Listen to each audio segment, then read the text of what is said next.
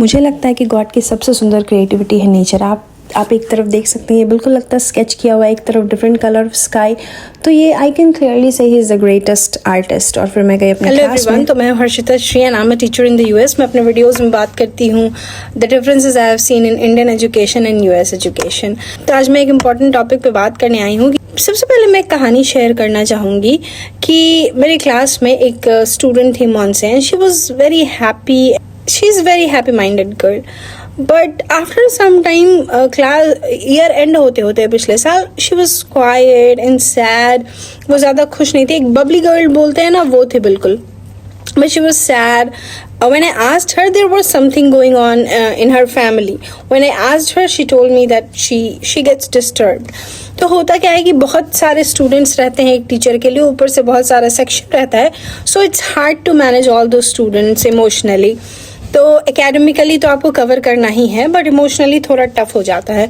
तो यहाँ पे काउंसलर्स होते हैं। काउंसलर्स आप कह सकते हैं to deal if they are not able to deal with their thoughts and feelings, that's where the counsellor helps. तो जो भी स्टूडेंट थोड़ा इमोशनल है, वो आपको पता चल ही जाता है। जो थोड़ा इमोशनल है या फिर किसी भी चीज़ से जल्दी बॉदर हो जा रहा है, तो उसके लिए काउंसलर है। तो मुझे ये चीज़ काफ़ी अच्छी लगी कि IQ के साथ साथ EQ का भी ख्याल रखना बहुत ज़रूरी है।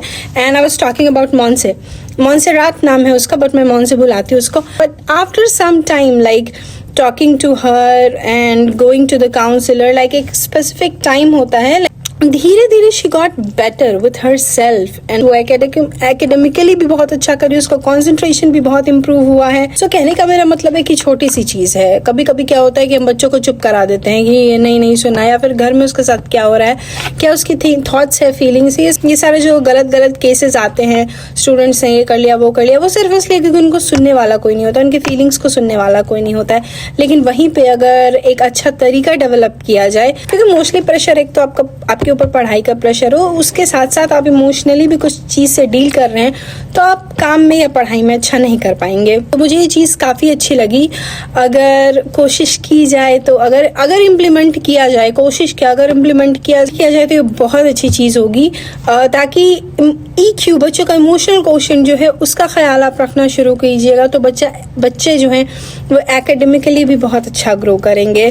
तो क्या आपको लगता है कि हर स्कूल में एक काउंसलर स्टूडेंट्स के लिए होना चाहिए? स्पेशली टीनेजर्स के लिए तो होना ही चाहिए ना, एटलीस्ट मिडिल हाई स्कूल में काउंसलर होना ज़रूरी है। तो कमेंट बॉक्स में ये ज़रूर लिखें।